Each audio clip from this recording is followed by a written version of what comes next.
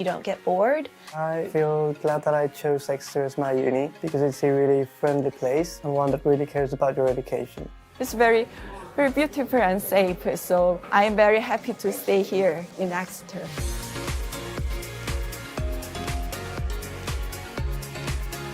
What I expected when I pictured Exeter before I came was really small, but when I came I was actually pleasantly surprised to see that there was actually a lot you can do in this small city. I expected it to be busy and crowded, but actually it's not. It's really nice and quiet, and it's really safe here.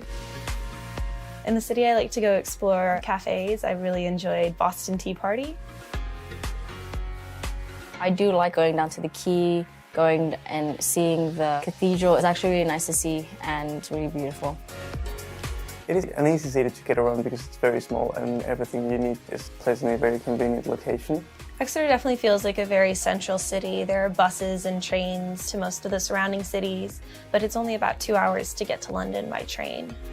The train station and bus station, they are all in the city center, and it's really convenient. So there are two University of Exeter campuses. There's Streatham campus, which is where I have my classes, and there's also the St. Luke's campus, where the indoor swimming pool is and some of the sports sciences facilities. Generally, I have met quite a lot of international students from all over the world, and it's actually really nice to see that there's quite a lot of diversity here in Exeter. So it's really nice. I feel really at home here. When I first here, I have no friends, but when I attend the class, I make friends, and so living in Exeter is normally happy. I feel like the accommodations are really safe because everyone looks after each other and they make sure you're feeling okay. I do feel safe at night. There are a lot of street lights in the city, so it's very bright out all the time, and I've never not felt safe walking around at night. The campus is even safer than the city center. I can always see the security car driving around. The State Patrol are the security on campus, which are available 24/7 if you need it. Just the availability of that service is actually very comforting. It's a really surprising campus. There's a lot to do academically here, but also socially. It's a large campus in a large city, but it also feels very small because the community is very just kind and welcoming. For me, I feel like what charmed me the most was how much there was to do and how much you can get involved in the university. Exeter is a beautiful place to stay with your family, so I recommended you and come here and study what you want. I would definitely recommend this university to other students. Before I came here, I had really high expectations of it, and I can only say that they have been outperformed by the uni, and I've been having a really good time.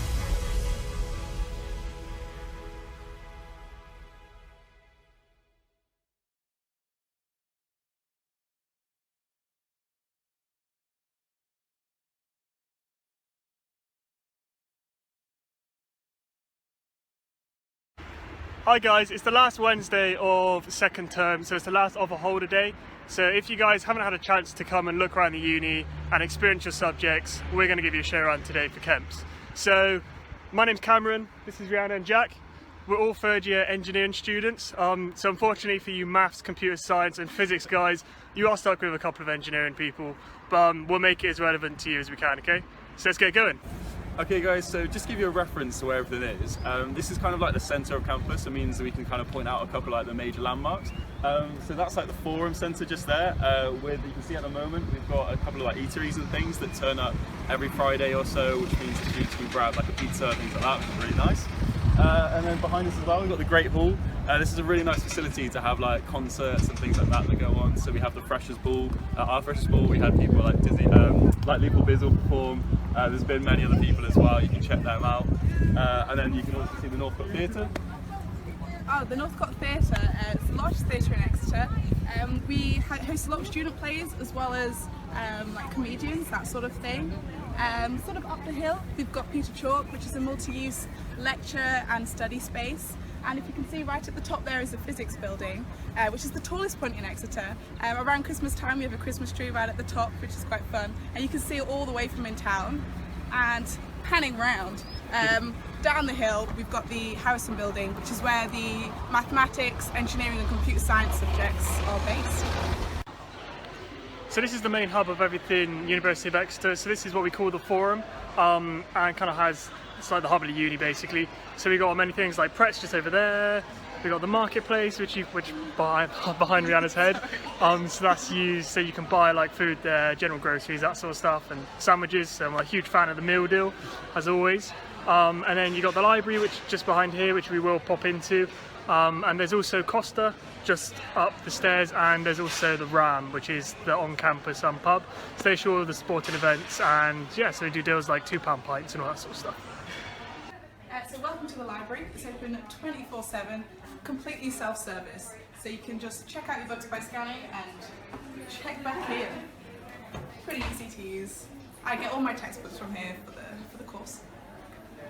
Alright guys, so we're here in the career zone. So we're still in the forum in one of the corners, and the career zone is basically your hub to help you with anything kind of career related. So if you need a hand applying for a master's course, or if you need a hand applying for jobs, applying for industrial experience placement. So for example, I did one after my second year. I did a placement at a company called BMT in Bath, and these guys helped me with the application.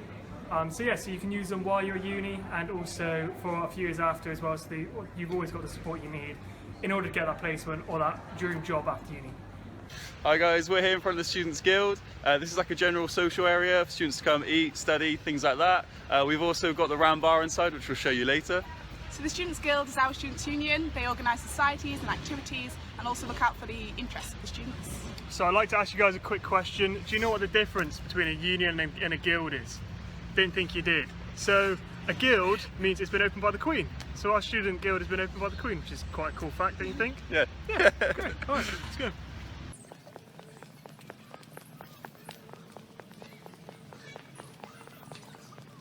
So we've just walked around the back of the Students' Guild. Here's one of the many green spaces on campus. They say that we have the highest student to tree ratio in the country. Not sure if that's true. So now we're walking under the trees.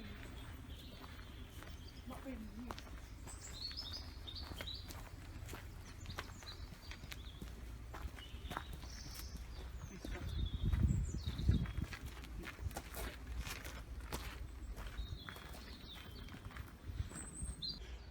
So we're now here outside Reed Hall, one of the prettiest buildings on campus, as you can see behind me. So it's donated to the university in around the 1920s, and they host things for the uni students such as balls and events. So Rihanna, you've been to one of those events. How was it? I have. I've been to a couple actually, and on Thursday this week we're the Exchange Society. We're going to have our spring ball there. It's a really lovely function space. Also alumni, they have weddings here and that sort of thing. So it's... Question is, have you sorted out what you're wearing? Yes. Very nice.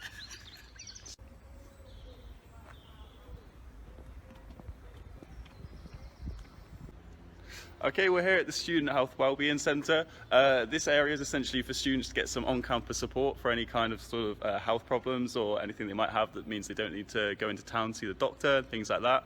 Particularly handy around exam time. I know they offer a lot of sort of mental health services and things like that as well, which is really great sort of use to have on campus. So we're on our way now to look at accommodation.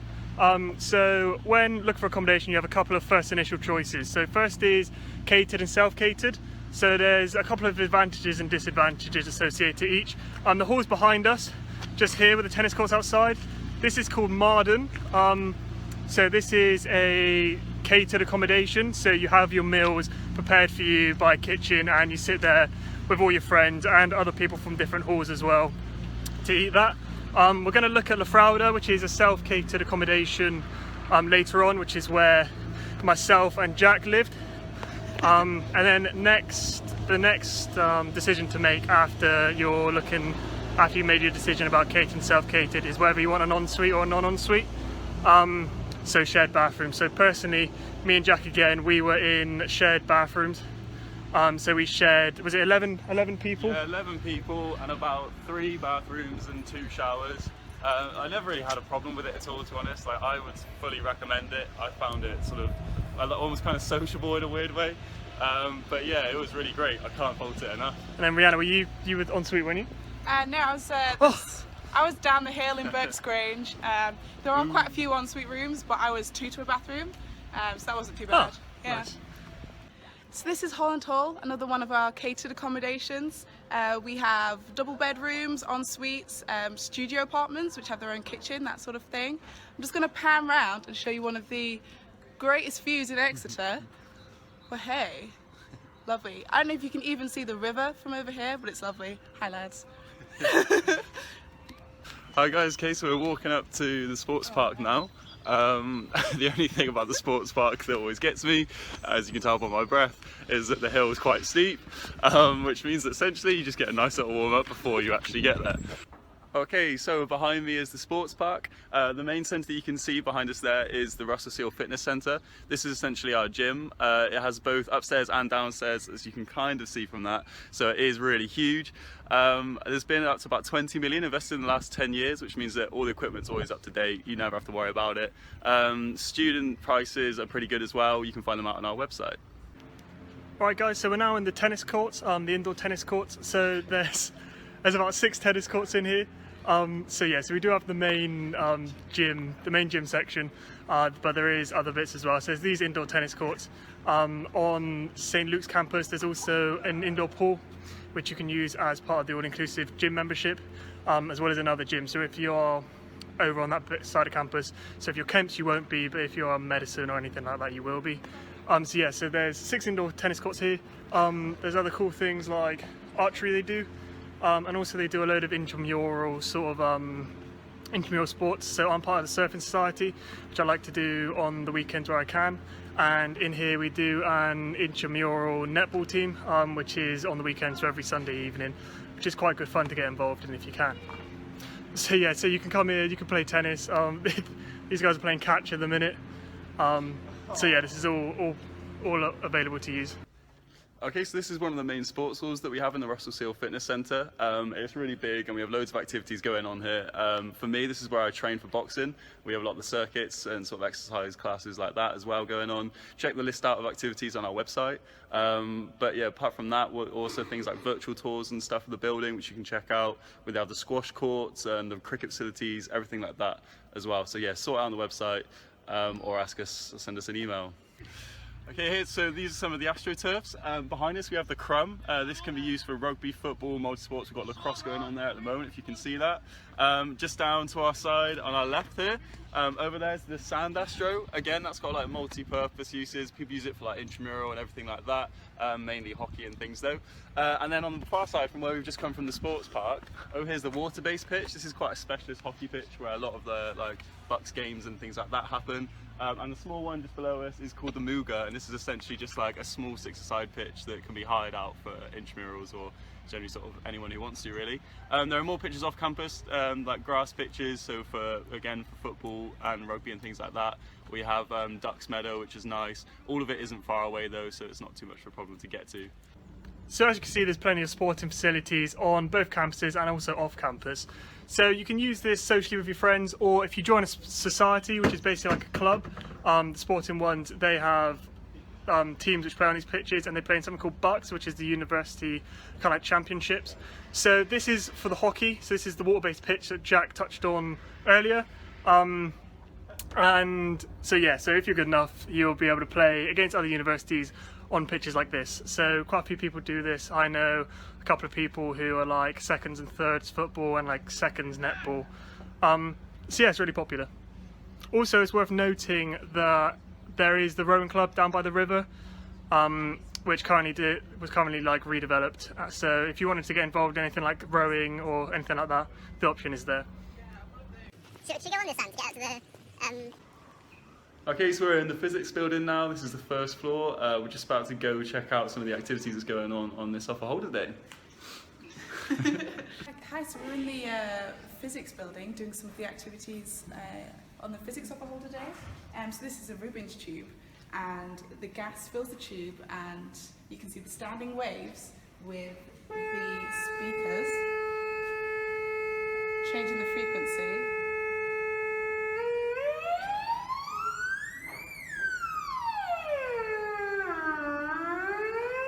Okay, Okay, so this is another activity. We've got liquid nitrogen in this bucket here. We're going to freeze some flowers and smash them to pieces. So just putting them in liquid nitrogen now. Not quite sure how long to leave them in for. Okay. Do it. Oh, cool.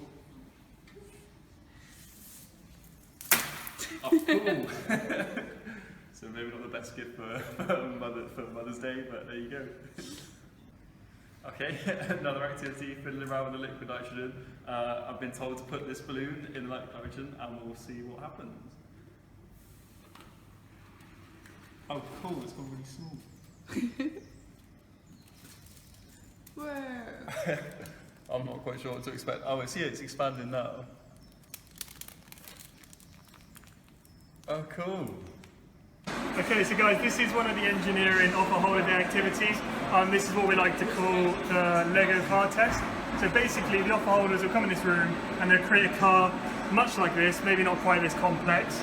But the aim of the game as such is to create a car that weighs the least and is the most aerodynamic efficient.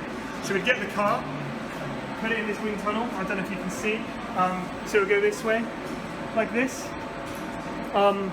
Connect up, and then the wind tunnel will start, and then you'll get a drag reading on this Newton meter here. So it's kind of designed as just an activity to get you guys involved and kind of give us a taste of what we do on a day-to-day basis in engineering. Unfortunately, on a day-to-day basis, we do get to play with Lego, but we do get to use the wind tunnel and also stuff like computational fluid dynamics to kind of predict airflows around vehicles. We're going to take part in the Lego competition. What's your approach, Jack? What's your approach? Lightweight, it's got to be able to have two people, and I'm struggling to find my people. But apart from that, I'm winging it. The pressure's getting to me. I'm going to go for pizzazz, me style points. So I made my design for the Lego activity. As you can see, I've gone for the lightest weight possible design. It's only got 3 wheels, going with the Reliant Robin one. I'm going to weigh it, see how much it weighs. 14.6. Okay, so the way this works is the little black piece that's going on the bottom now. That's connected to the wind tunnel, and then the wind tunnel will blow air from this side to this side, pushing the car back and then giving a reading on this Newton meter just here. So Jack, if you'd like to go around. Are we ready? Go! The car's upside down, therefore, unfortunately, you score 0. Here's mine, aerodynamic design. Shall we see how much it weighs? Ooh, weighing in at 49.1. Heavyweight. Heavyweight. How will the drag proceed? How confident are you feeling? I am more confident than... Do you feel like you could beat Jack? Yes. Perfect. Would you like to go over the other side and read your results? Oh, wow. That is an aircraft. It's flying. It's actually flying. Oh, sorry. 0.8. That is poor. Is that poor? It's average. Okay, so we're about to head through into our student workshop. This area here is pretty much where we get to do all of our mechanical sessions and things. Just spinning you around. You can see up here, so behind me, that's where our labs will be. We'll go there in a second, but we thought we would just give you a little brief overview as to what else there is in the lab. So Rihanna, we've got the structures lab here, do we? Yeah, the structures lab. They investigate vibrations in bridges and walkways. Pretty cool stuff. Shall we head up? Yeah, sure, let's go. So this is basically our main sort of workshop floor area where we've got some CNC machines, bandsaws and things like that. Most of the technicians should be here to be assisting you guys in any stuff we do here. So where we're about to go into is called the Fab Lab. So just through here at the moment. This is the Fab Lab with the 3D printer machines that we'll show you guys in a second. This is the Fab Lab, one of my favourite labs, so we have all of our 3D printers, for example. So this one's a fused deposition modeler, which is your typical 3D printer. We also have a stereolithographer, which is just behind me here, which uses a liquid resin and UV lasers, which is pretty cool. This is an engine block. It's been 3D printed, of course, down to a certain scale. I'm not sure quite exactly what, but it just gives a little bit of an indication as to like the complexity of the parts that can be made.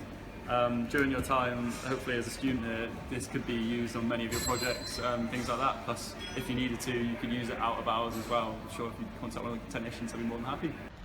Okay, so we're just going to answer some of the frequently asked questions that we get given to us on offer holder days and things like that. So the main one that I always seem to get for engineering is the split between exams and coursework.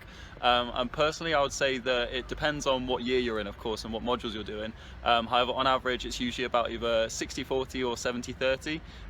Again, I chose more coursework heavy ones so that I didn't have that exam stress. So that's really helped me this year, and I've only got one exam in summer. But it's all up to you and what your module choices are and sort of what subjects you're doing as well. So other ones as well, what frequent ones do you get? People often ask about contact hours. I guess for engineering and maths and computer science and physics, they're more contact heavy than other sort of arts and other sort of disciplines. So I'd say you probably have about 8 to 10 hours of lectures a week, and then labs and things on top of that. So it's definitely less than school. You'd have maybe about 3 or 4 hours a day, but it also varies with, you might have really early morning lectures and quite late in the afternoon, so it is quite a variety. You do get used to it, but yeah, it's not too bad. It's quite easy to balance with societies and activities, that sort of thing. Anything else? So yeah, one of the questions I normally get asked is, this is more engineering based, but is whether to go for the B-Eng or the M-Eng. So with engineering, one of the main things is getting chartership after you've been to uni. And to do that, you need to tick a couple of requirements. And one of the requirements is the academic side. And if you do an M-Eng in engineering, you tick off the academic side without having to do any extra like tests by the institute. So that's one main benefit for doing an M-Eng. But then also another thing I get asked is like, do I do a year industrial experience, or like how hard is it to find engineering placements? I'd say you do have to put effort in to find engineering placements because they are really competitive. But if you can find a couple of summer placements, that could be as good as a year in industry. So if you don't want to extend your degree out, like I personally didn't want to do, because I'm on the M-Eng course, I didn't want to do 5 years at uni, so I'm doing 2 summer placements in my second year summer and my third year summer, and then just doing the 4th year. So yeah, that kind of covers all the questions that that's usually the sort of usual ones to get. If you want any more questions answered, things like that, feel free to send either email or message to us on social media, things like that, and a student basket can get back to you.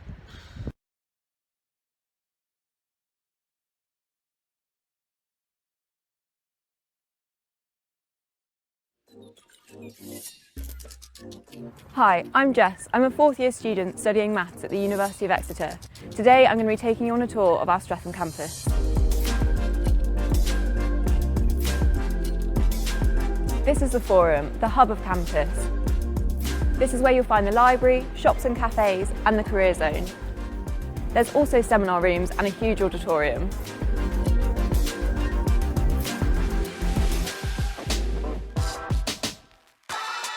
This is the Round Bar, which has been part of campus for decades and is a firm favourite.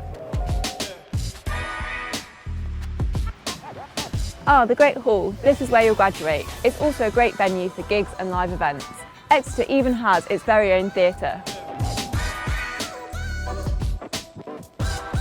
This is the university's pioneering £52.5 million Living Systems Institute.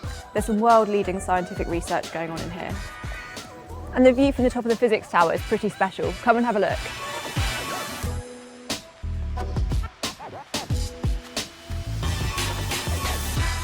Now, we don't want to sound too competitive, but we're pretty good at sport here. Exeter is currently the #1 sports university in the south of England and Wales, and we have over 50 sports clubs to choose from.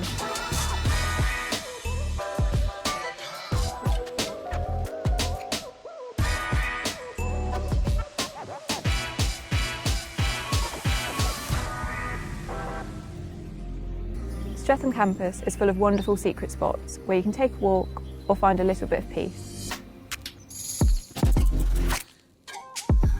We've even got a campus cat, Napoleon.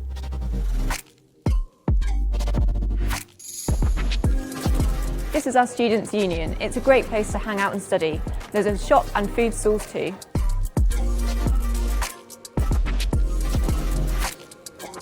The unique thing about Streatham campus is that it's so close to the city centre. It's a 15-minute walk, a 5-minute cycle, or you can even catch the bus.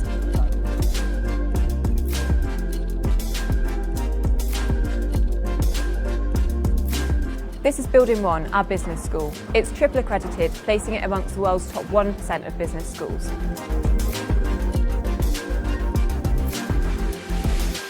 Up in this corner of campus are our main halls of residence. There are flats with shared kitchens, ensuite rooms and studios, which give students the opportunity to live in self-contained apartments. You can view all our rooms in virtual tours on the website. That's the end of our Streatham campus tour. Thanks for watching.